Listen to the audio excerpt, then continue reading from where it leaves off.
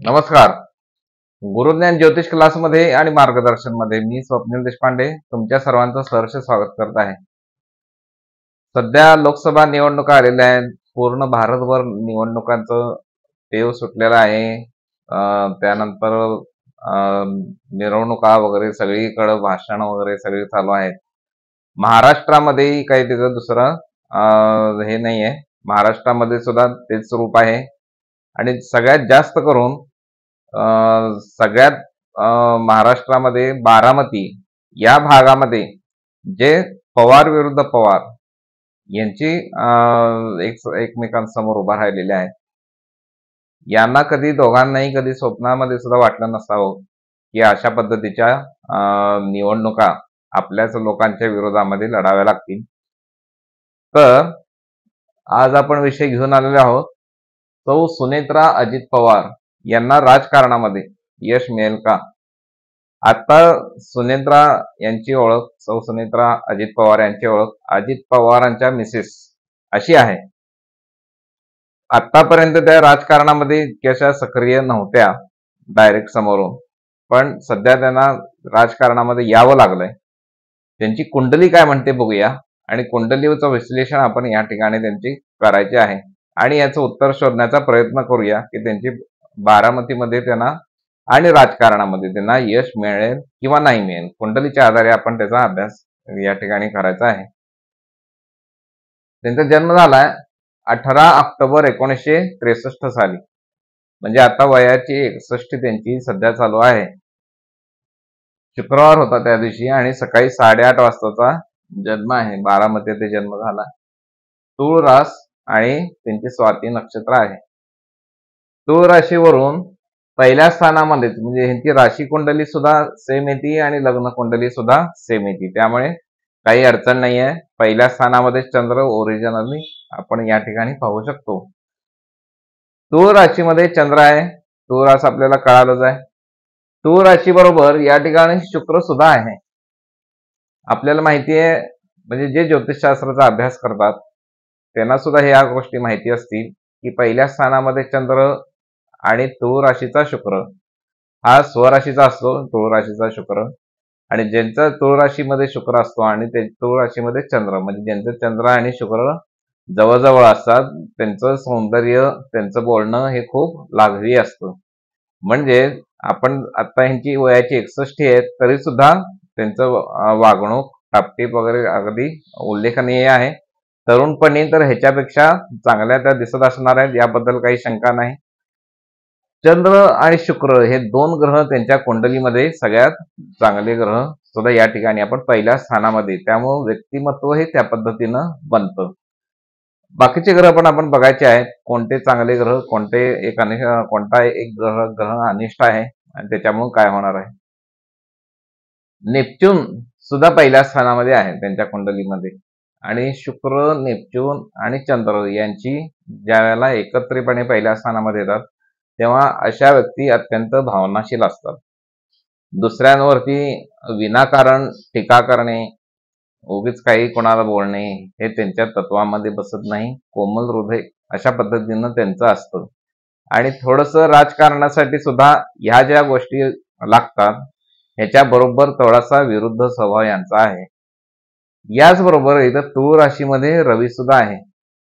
आता यामध्ये तूळ राशीचा रवी हा इथे निचेचा समजला जातो आणि राजकारणामध्ये सगळ्यात महत्वाचा हा रवी ग्रह हा बघितला जातो. पुढे आपण बघायला गेलो तर धनस्थानामध्ये वृश्चिक राशीचा मंगळ आहे. म्हणजे वृश्चिक राशीचा मंगळ हा सुद्धा स्वराशीचा मंगळ समजला जातो.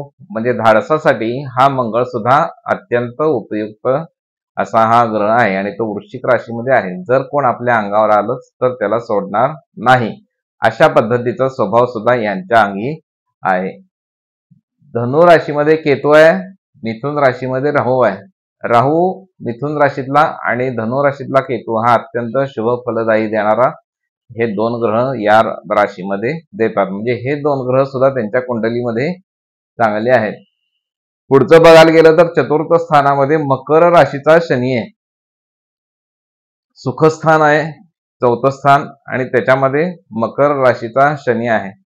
म्हणजे त्यांना जी काय फळं मिळाली ती आतापर्यंत परमनंटली लहानपणापासून सगळे सुख त्यांना मिळत गेलेले आहेत, उशिरा मिळत गेलेले आहेत.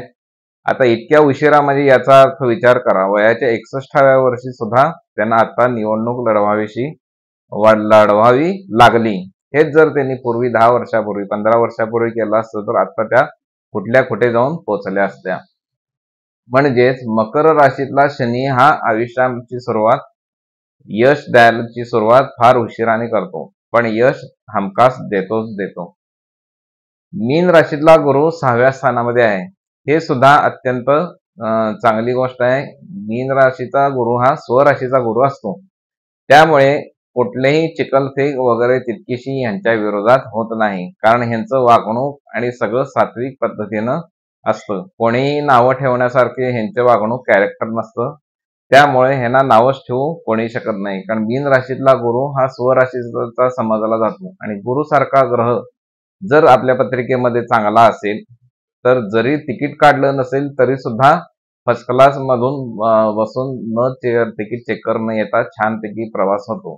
आणि काय होतं, ज्यांचा गुरु खराब असेल त्यांनी तिकीट जरी काढलं असलं तरी सुद्धा नेमका टीसी यायच्या वेळेला त्यांचं तिकीट कुठंतरी हरवतं आणि त्यांना ते सापडत नाही. असे कमनशिबी लोक गुरु ज्यांच्या कुंडलीमध्ये चांगला नसतो अशी असतात. तर ह्यांच्या कुंडलीमध्ये गुरु हा ग्रह चांगला आहे. मिथुन राशीचा राहू सांगितला आपण. 11व्या स्थानामध्ये सिंह राशीचा हर्षल सुद्धा आहे. त्यानंतर कन्या राशीचा बुध सुद्धा आहे आणि तो 12व्या स्थानामध्ये आहे. कन्या राशीचा बुध हा शुभ आपण समजला जातो. हुशारी सुद्धा त्यांच्यामध्ये चांगल्या पद्धतीनं आहे कन्या राशीचा बुध, त्यामुळं बोलण्याची सुद्धा हातोटी ते म्हणजे भाषण सुद्धा ते चांगल्या पद्धतीनं हळूहळू करू शकतील, करत असतील सुद्धा, कारण तितक्याच्या त्या अजूनही बाहेर म्हणजे राजकारणामध्ये तितक्याच्या त्यांनी एंट्री केली नव्हती आणि आता नुकतंच त्यांनी एंट्री केलेली आहे, म्हणजे लोकसभा निवडणुकीला उभा राहिलेले आहेत. दशमेश पहिल्या स्थानामध्ये येतो, कर्क रास आहे, त्यामुळं त्यांचा जन्म अगदी राजघराण्याच्या घरामध्ये झाला होता आणि त्यांचं लग्न सुद्धा अजितदादा पवारांच्या बरोबर झाले. आणि तूळ राशीतला शुक्र, तूळ राशीतला नेपच्यून आणि तूळ राशीतला चंद्र, म्हणजे जर आपण बघायला गेलो तर तरुणपणी सुद्धा हे जी जोडी आहे ही एक नंबर दिसत असणार आहे तरुणपणीच्या वेळेला. आणि गुरु सुद्धा त्यांच्यात चांगला असल्यामुळे त्यांना संतती सुख सुद्धा चांगला आहे. 2 मुलंच त्यांना आहेत, एक व्यवसाय बघतात आणि एक राजकारणामध्ये एक मुलगा त्यांचा सक्रिय आहे. या सगळ्या दृष्टीने आपण जर पत्रिकेचा विचार केला तर एकच ग्रह त्यांच्या कुंडलीमध्ये जो खराब आहे तो आहे तूळ राशीचा रवी. त्यामुळे आतापर्यंत इतक्या वर्षापर्यंत त्यांचे जे गुण, त्यांचे जे राजकारणामध्ये येणारी इच्छा किंवा त्यांना जबरदस्तीने यावं लागलं, ह्या सगळ्या गोष्टी ह्या तूळ राशीच्या रवीमुळं आहेत. तूळ राशीच्या रवी ज्यांच्या कुंडलीमध्ये असतो त्यांच्यावरती काही प्रसंगी अपमानाचे सुद्धा प्रसंग पचवावे लागतात, येत असतात, पण हळूहळू ते या गोष्टी मान्य करून त्याच्यावरती उत्तर सुद्धा द्यायला हळूहळू नक्कीच शिकतील. कारण आता जितके वर्ष थांबायला पाहिजे होतं तितके वर्ष त्यांची झालेली आहेत. म्हणजे मकर राशीमध्ये शनी किती उशिरा भाग्योदय घडवतो हे एक उदाहरण सुद्धा म्हणून आपण बघू शकतो. सध्याच्या दृष्टिकोनातून ग्रहमानातून जर आपण बघितलं आणि जर त्यांनी तूळ राशीच्या रवी म्हणजे रवी उपासना गेले 1 महिनाभर त्यांनी जर भरपूर केली, सूर्य उपासना जर भरपूर केली, तर त्यांना नक्कीच फक्त हा एकच ग्रह आहे की जो त्यांचा निगेटिव्ह आहे, बाकी संपूर्ण सगळे ग्रह हे पॉझिटिव्ह आहेत. फक्त रवी हा जर ग्रह त्यांनी जर सुधरून घेतला कुंडलीतला तर नक्कीच त्यांना या निवडणुकीमध्ये यश सुद्धा चांगलं संपादन होणार आहे. कारण सगळेच ग्रह राहू, केतू, मंगळ, हर्षल, बुध, गुरु हे सगळे ग्रह चांगले आहेत. अगदी उत्तम अशा पत्रिका त्यांची आहे. आयुष्य सुद्धा त्यांचं भरपूर आहे, कारण वृषभाचा अष्टमेश शुक्र हा सुद्धा पहिल्या स्थानामध्ये आहे. भरपूर आयुष्य मिळणार आहे आणि मिस्टरांना सुद्धा त्यांच्या अजितदादा पवारांना सुद्धा आयुष्य चांगलेच मिळणार आहे. त्यामुळे शुक्र चांगला सुद्धा असल्यामुळे त्यांचं वैवाहिक जीवन सुद्धा चांगल्या पद्धतीनं पार पडत आहे आणि पडणार सुद्धा आहे. आणि आता जी ओळख आहे ती सुनेत्रा अजित पवार काही वर्षानंतर अजितदादांच्या या पत्नी अशी ओळख न होता सुनेत्रा पवार अशी त्यांची एक सेपरेट ओळख काही वर्षानंतर नक्की होईल.